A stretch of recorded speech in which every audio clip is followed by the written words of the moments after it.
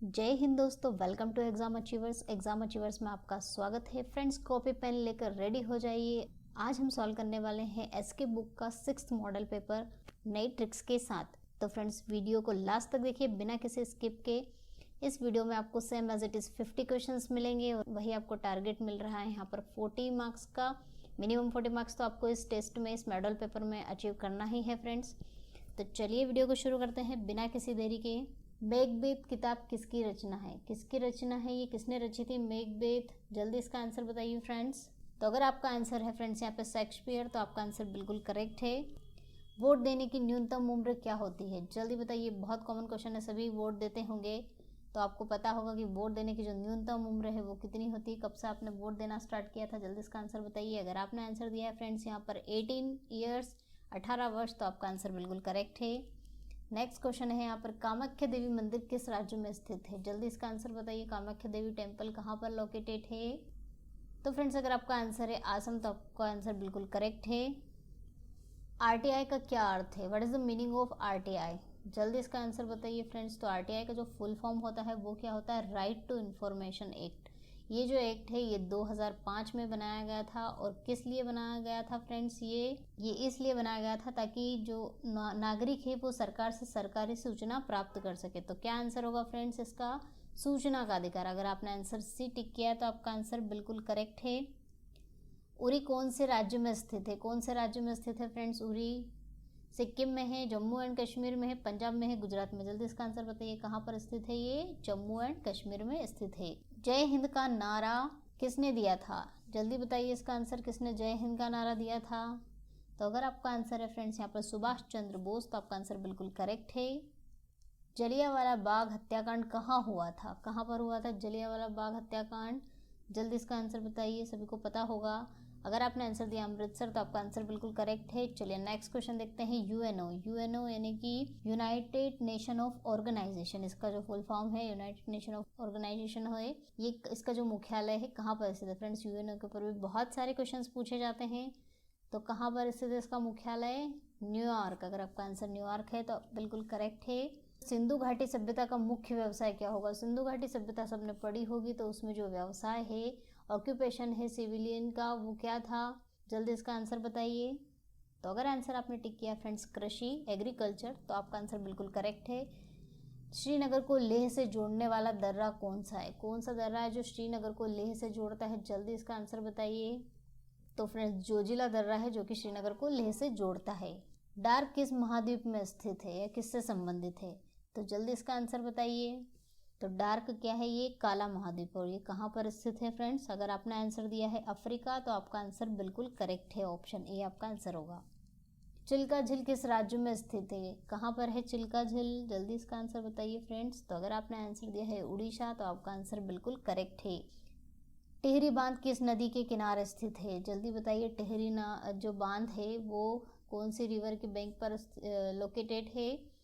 तो कहाँ पर स्थित है? अगर आपका आंसर है भागीरथी, तो बिल्कुल करेक्ट है।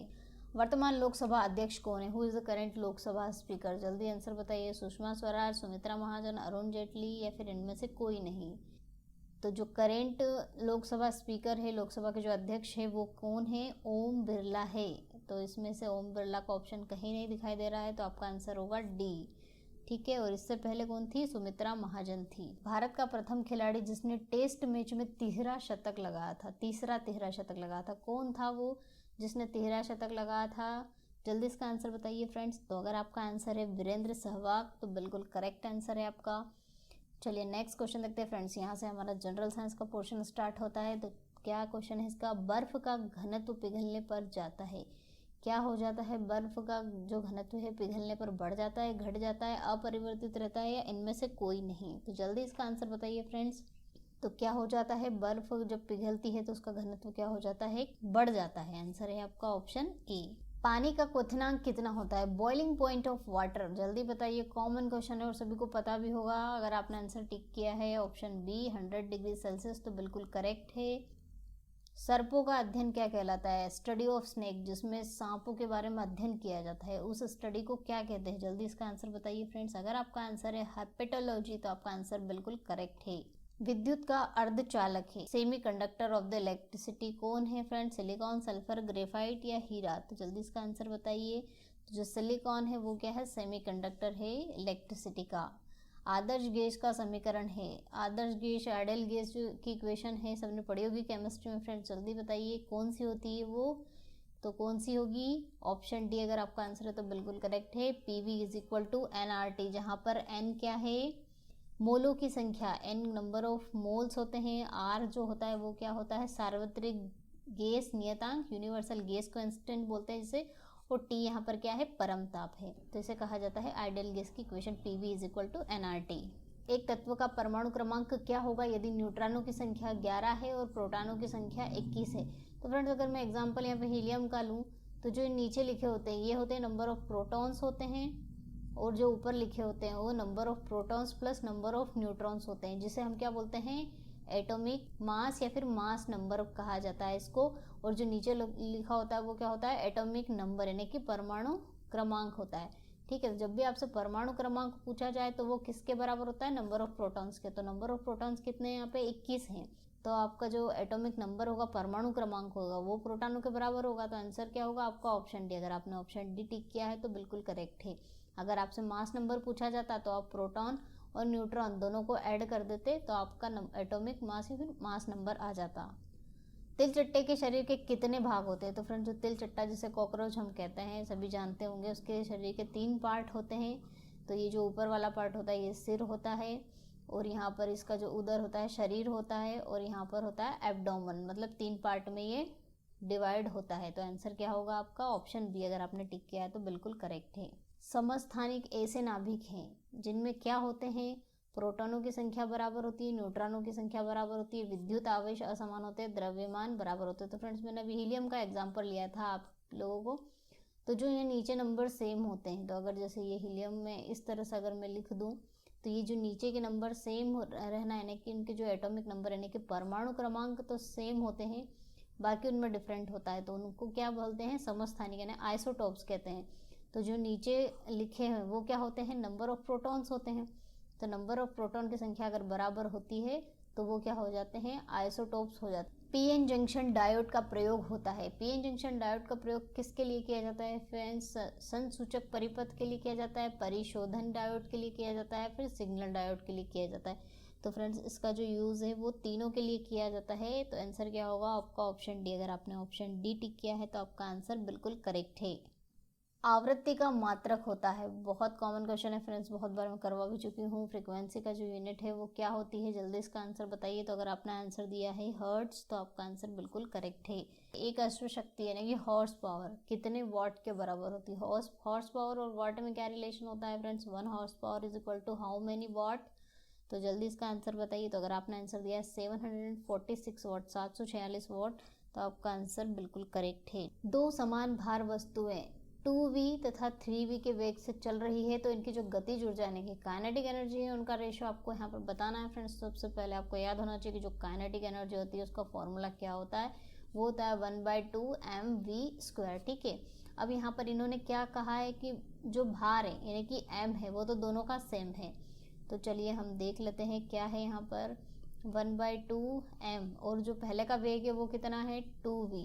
तो 2v का हम होल स्क्वायर कर देंगे, और अनुपात पूछा है तो रेशो में लेके आ जाते हैं दूसरी वाली काइनेटिक एनर्जी। ये फर्स्ट वाली काइनेटिक एनर्जी है और रेशो में चली जाएगी सेकंड वाली काइनेटिक एनर्जी, और वो भी कितनी होगी? 1/2 m। दोनों के लिए सेम है, मास भार समान है दोनों के, कहा है उन्होंने। और यहाँ पर क्या दिख रखा है? 3v²। तो चलिए इसे सिंप्लीफाई कर लीजिए। तो यहाँ पर ये तो कैंसिल आउट हो जाएगा, सेम है, इसलिए यहाँ पर हो जाएगा ये कितना? 4v², और यहाँ पर हो जाएगा 3 3 9v²। तो क्या रेशो आया फ्रेंड्स? 4:9। जो काइनेटिक एनर्जी है उनका रेशो 4:9। अगर आपका ऑप्शन डी आंसर है तो बिल्कुल करेक्ट है। चलिए नेक्स्ट क्वेश्चन देखते हैं। न्यूट्रॉन की खोज किसने की थी? न्यूट्रॉन की खोज किसके द्वारा की गई थी? जल्दी इसका आंसर बताइए। तो अगर आपका आंसर है फ्रेंड्स चैडविक तो आपका आंसर बिल्कुल करेक्ट है। पृष्ठ तनाव का मात्रक क्या होता है? तो फ्रेंड्स मात्रक पता होने के लिए पृष्ठ तनाव को सबसे पहले पता होना चाहिए कि पृष्ठ तनाव यानी कि सरफेस टेंशन होता क्या है। तो फ्रेंड्स अगर पृष्ठ तनाव उसको टी से डिनोट किया जाता है, और उसको अगर मैं डिफाइन करूँ तो किस तरह से डेफिनेशन दिया जा सकता है?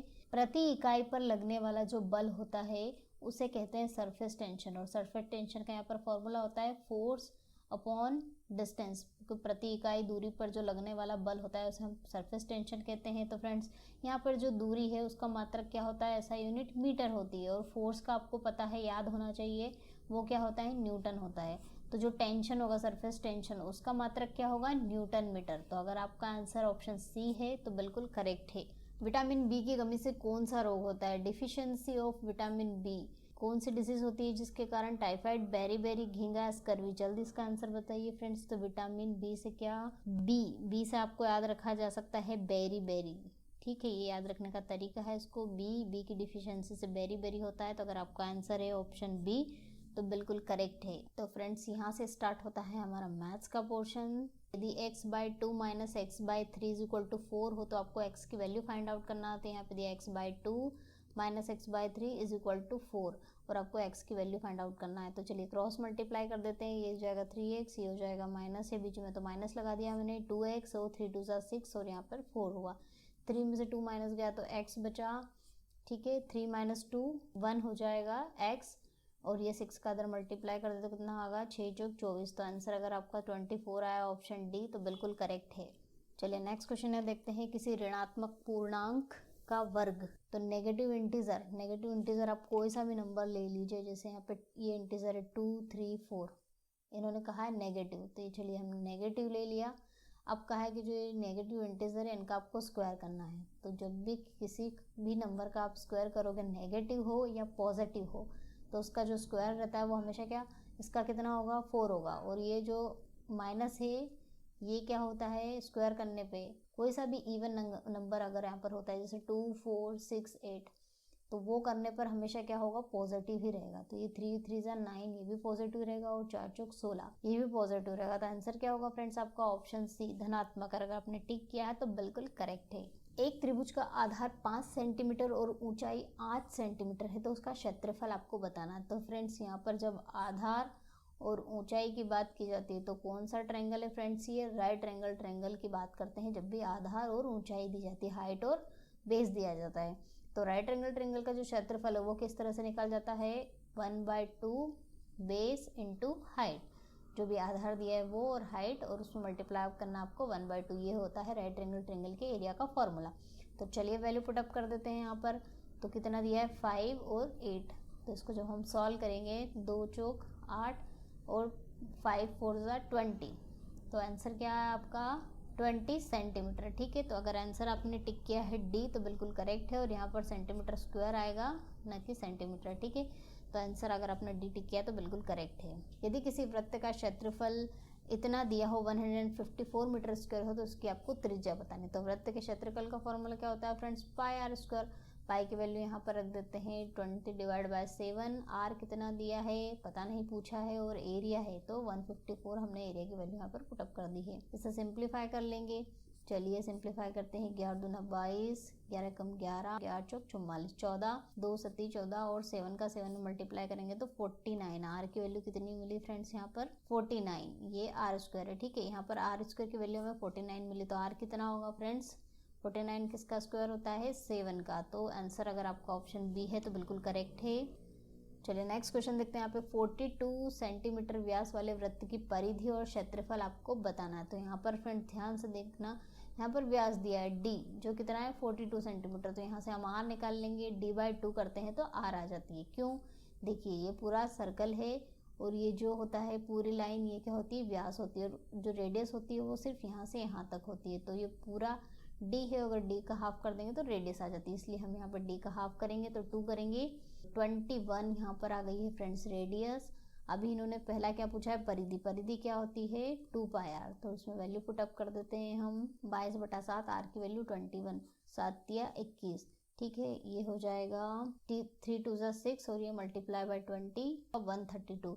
चलिए तो परिधि आ गई। अब क्षेत्रफल निकाल लेते हैं। πr², 22/7 रख दी पाई की वैल्यू यहाँ पर, और r कितना दिया है फ्रेंड्स, r कितना निकाला है हमने यहाँ पर 21। तो चलिए 21 × 21 कर देते हैं यहाँ पर, 7 या 21, ये मल्टीप्लाई कर दिया यहाँ पर, 3 1 जा 3, 3 2 जा 63 इंटू 22 करेंगे यहाँ पर आप। 63 में 22 का मल्टीप्लाई करेंगे तो फ्रेंड्स कितना आएगा 1386। अगर आपने 1386 और 132 ऑप्शन से अगर टिक किया तो आपका आंसर बिल्कुल करेक्ट है। यहाँ पर 132 परिधि है और ये है उसका क्षेत्रफल। चलिए नेक्स्ट क्वेश्चन देखते हैं फ्रेंड्स। यहाँ पे ए बी सी तीनों किसी कार्य को 10 दिन में तथा ए और सी उसको 15 दिन में करते हैं तो बी अकेला उस कार्य को कितने दिनों में करेगा। तो फ्रेंड्स ए बी और सी तीनों मिलकर काम कर रहे हैं तो कितने दिन में कर रहे हैं 10 दिन में। तो उनका एक दिन का काम तीनों का कितना हो जाएगा, तीनों एक दिन में कितना काम करेंगे, इतना काम करेंगे।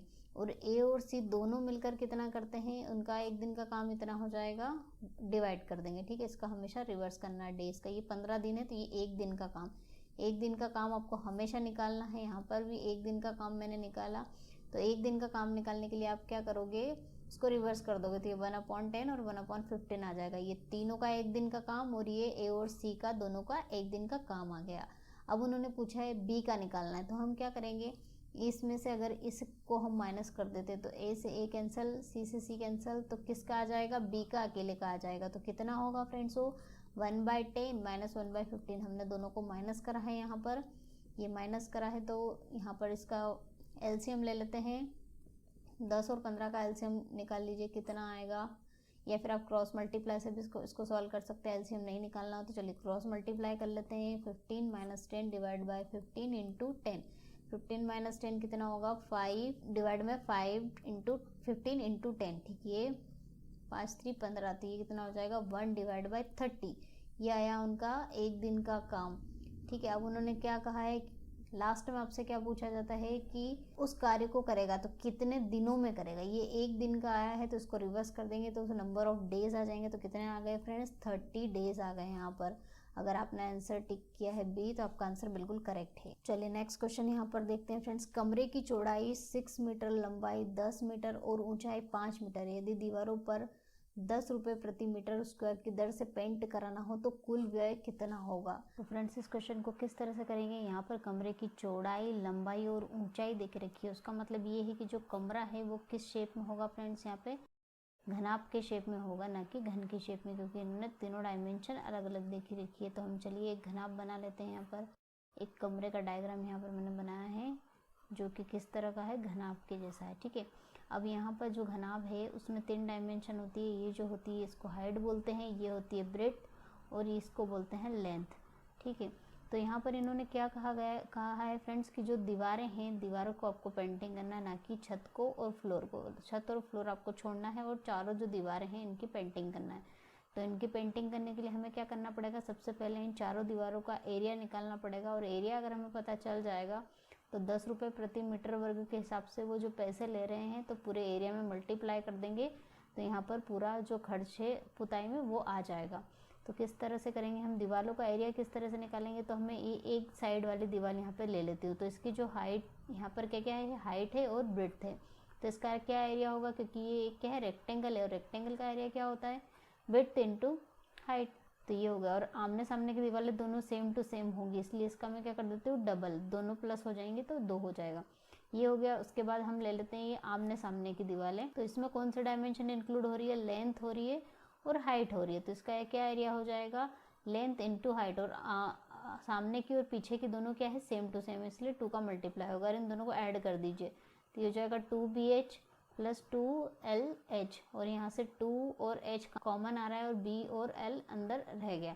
तो ये जो आया है ये एरिया किसका है, ये चारों दीवारों का है। ठीक है, अगर आपको पूरा कमरे की पुताई का बोला होता तो आप यहाँ पर 2 डायमेंशन और इंक्लूड कर लेते। कौन सी वाली, ऊपर वाली और नीचे वाली। तो साइड इसमें क्या क्या इंक्लूड होता है, इसमें ब्रेड्थ होती है और लेंथ इंक्लूड होगी। तो यहाँ पे B into L, twice of BL, ये और ऐड हो जाता तो ये पूरा क्या हो जाता, घनाभ का पृष्ठीय क्षेत्रफल का फॉर्मूला आ जाता। लेकिन यहाँ पर हमें छत और फ्लोर इंक्लूड नहीं करना है तो इसे लेटरल सरफेस एरिया भी कहते हैं फ्रेंड्स। चारों दीवारों का जो क्षेत्रफल है वो भी इसको बोल सकते हैं। तो ये जो निकला है, अब यहाँ पर हम जो भी इन्होंने डायमेंशन दे के रखी है वो हम पुटअप कर देते हैं। 2 और हाइट कितनी है यहाँ पर 5, ब्रेड्थ कितनी दे के रखी है 6 और 10, ये लेंथ है। चलिए ऐड कर लेंगे, 6 + 10 16 और 16 का 10 में आप मल्टीप्लाई करोगे फ्रेंड्स तो यहाँ पर कितना आएगा, 160 आ जाएगा। ठीक है, 160 मीटर स्क्वायर यहाँ पर वैल्यू आ गई। और 160 मीटर स्क्वायर में जब आप 10 का मल्टीप्लाई करोगे तो कितना आ जाएगा 1600। तो आंसर कितना आएगा 1600 रुपये आ जाएगा। ठीक है, अगर 1 मीटर का 10 रुपये है तो 160 का 10 में आप गुणा कर दोगे, मल्टीप्लाई कर दोगे तो यहाँ पर कितना आ जाएगा 1600 रुपये आ जाएगा। तो आंसर होगा आपका ऑप्शन सी। अगर आपने ऑप्शन सी टिक किया है तो आपका आंसर बिल्कुल करेक्ट है। 9 की पावर 4 इंटू 9 की पावर 4 की आपको वैल्यू यहाँ पर बतानी है। तो 9 की पावर 4, जब फ्रेंड्स बेस सेम होते हैं, बेस सेम होते हैं तो जो पावर होती है वो क्या होती है, ऐड हो जाती है। तो ये कितना हो जाएगा 4 + 4 कितना हो जाएगा, 4 और 4 कितना हो जाता है 8 हो जाता है। तो 9 टू द पावर 8 आंसर होगा ऑप्शन बी। अगर आपने टिक किया तो आपका आंसर बिल्कुल करेक्ट है। चलिए नेक्स्ट क्वेश्चन है यहाँ पर, यदि 140 का 30% 840 है का x% हो तो x की वैल्यू ज्ञात करनी है, आपको फाइंड आउट करनी है। चलिए तो किस तरह से करेंगे, जिस तरह से इन्होंने कहा है उस तरह से हम इसको लिख लेते हैं। ये इसका 30%, यहाँ पर 840 दिया है और इसका x% है। परसेंटेज की वैल्यू आपको पता है 1/100 होती है, तो यहाँ पर पुटअप कर दी जाती है 1/100। ये पुटअप कर दी मैंने वैल्यू 840 और ये हो जाएगा 1/100 इंटू x% की वैल्यू ऑलरेडी हम पुटअप कर चुके हैं। चलिए सिंप्लीफाई कर लेते हैं दोनों साइड से इसको। ये मैंने सिंप्लीफाई कर लिया है। यहाँ पर ये हो जाएगा 14 इंटू 3, यहाँ पर हो जाएगा 84 और मल्टीप्लाई बाय 10 और यहाँ से x की वैल्यू निकल आएगी। तो ये 3 1 3, 3 2 6, 3 8 24, 14 1 14, 14 2 28, 2 1 2, 2 5 10। तो x की वैल्यू फ्रेंड्स यहाँ से कितनी मिली 5। आंसर अगर आपने ऑप्शन ए टिक किया है तो आपका आंसर बिल्कुल करेक्ट है। चलिए नेक्स्ट क्वेश्चन यहाँ से देखते हैं। 3x - 1 = 20 हो तो x - 1 का आपको वैल्यू फाइंड आउट करनी है। तो किस तरह से इस क्वेश्चन को करेंगे, सिंप्लीफाई कर लेंगे। क्या दिया है 3x - 1 = आपको 20 दिया है, तो यहाँ से x की वैल्यू निकाल लेंगे। कितना हो जाएगा 3x = 20, उधर जाके प्लस हो जाएगा 1, 21 हो जाएगा। 3 7 21 होता है, तो x की वैल्यू यहाँ से 7 मिली है। x की वैल्यू नहीं पूछी है फ्रेंड्स, यहाँ से x - 1 यानी कि 7 - 1 6 होगा। अगर ऑप्शन सी आपने टिक किया तो करेक्ट है, ऑप्शन ए आपको टिक नहीं करना है जल्दी में। क्वेश्चन दिया गया है आपको यहाँ पर कि दी गई भिन्नों को सही अवरोही क्रम में आपको अरेंज करना है, करेक्ट इसमें अरेंज करना है। तो किस तरह से इसको करेंगे फ्रेंड्स, आपको किस में अरेंज करना है इसको, डिसेंडिंग ऑर्डर में, यानी कि घटते क्रम में, सबसे बड़ा फिर छोटा और फिर छोटा, इस तरह से आपको अरेंज करना है। तो किस तरह से इस क्वेश्चन को सॉल्व करेंगे, तो फ्रेंड्स इस क्वेश्चन को सॉल्व करने की मैं आपको यहाँ पर ट्रिक बताऊंगी। तो क्या है वो ट्रिक ये है, सबसे पहले तो आपको देखना है कि जो आपका फ्रैक्शन है वो प्रॉपर है या इम्प्रॉपर है। तो फ्रेंड्स अगर ये ऊपर वाला होता है न्यूमरेटर और नीचे वाला होता है डिनोमिनेटर, अगर डिनोमिनेटर की वैल्यू न्यूमरेटर से ज़्यादा होती है तो ये क्या होता है प्रॉपर फ्रैक्शन होता है। तो ये भी प्रॉपर फ्रैक्शन है, ये भी और ये भी और ये भी, सारे क्या है प्रॉपर फ्रैक्शन में है। तो अभी क्या करना है आपको, न्यूमरेटर और डिनोमिनेटर दोनों का डिफरेंस निकालना है। तो 3 और 8 का माइनस करेंगे तो कितना डिफरेंस निकलेगा 5, तो ये 5 लिख दिया मैंने यहाँ पर। इस तरह से 5 और 11 का डिफरेंस निकालेंगे तो कितना आएगा 6। इसी तरह से 5 और 15 और 7 का डिफरेंस कितना आएगा 8। और इसी तरह से 9 और 19 का डिफरेंस कितना आएगा फ्रेंड्स 10। तो ये सभी के यहाँ पर मैंने डिफरेंस लिख लिया। उसके बाद जो न्यूमरेटर वाली वैल्यू है उनको एज इट इज़ आप करके लिख दीजिए। ये मैंने यहाँ सारी वैल्यू एज इट इज़ लिख दी। ये फर्स्ट स्टेप है।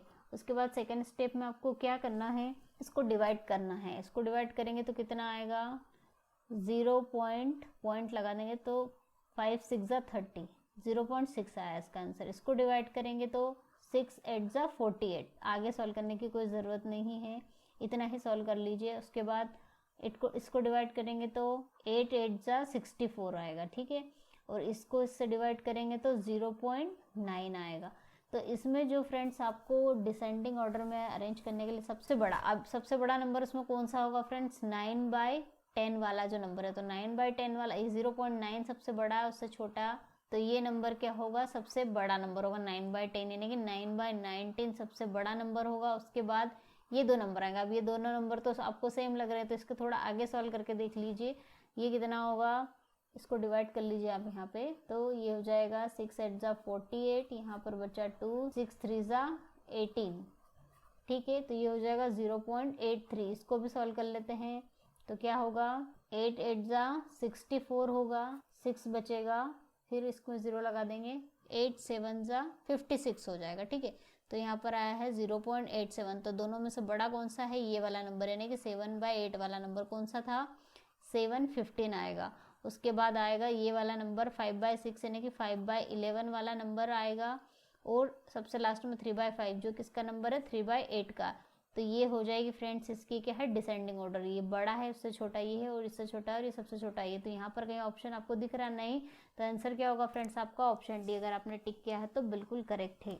चलिए नेक्स्ट क्वेश्चन है, प्रश्न चिन्ह के स्थान पर कौन सा अंक आएगा आपको ये बताना है। ये इक्वेशन है आपको सिंप्लीफाई करनी है फ्रेंड्स, ये बोर्ड मास रूल से सॉल्व होगा। सबसे पहले आप यहाँ पे ब्रैकेट सॉल्व करेंगे, तो ब्रैकेट क्या होगा 12 × 12 29 32 36 12 चौक 48, ये 48 होगा। 4 बार 12 को मैंने ऐड कर दिया है। उसके बाद यहाँ पर मल्टीप्लाई है, मल्टीप्लाई का साइन सॉल्व होता है, तो 12 और 12 कितना होता है 144 होता है, ठीक है। और यहाँ पर क्वेश्चन मार्क है, आपसे वैल्यू पूछी गई हो, और यहाँ पर 48 है, और ये 48 और 48 कैंसिल हो गया। तो ये जो क्वेश्चन मार्क है इसकी वैल्यू कितनी आई 144। ऑप्शन सी अगर आपने टिक किया है तो बिल्कुल करेक्ट है।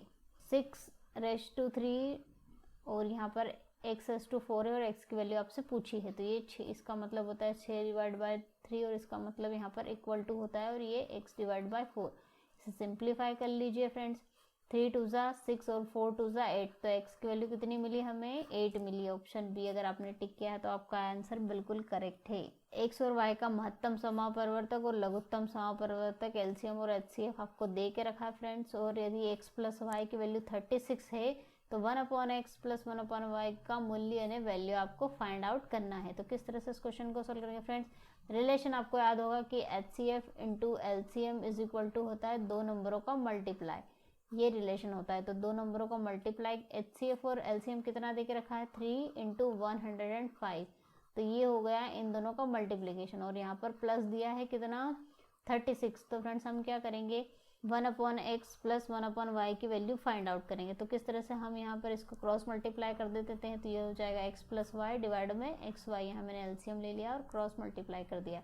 अब x + y की वैल्यू तो आपको क्वेश्चन में दे के रखी 36 है, और x × y कितना है 3 × 105। चलिए इसे सिंप्लीफाई कर लें, तो वैल्यू क्या आ जाएगी 3 1 ज़ा 3 3 2 ज़ा 6 3 6 ज़ा 12 3 3 ज़ा 9, कैरी चला गया 3 5 ज़ा 15, तो ये कितना हो जाएगा 6/35। ऑप्शन बी अगर आपने टिक किया तो आपका आंसर बिल्कुल करेक्ट है। यदि एक मशीन 420 बोतल 3 घंटे में भरती है तब 5 घंटे में कितनी भरेगी।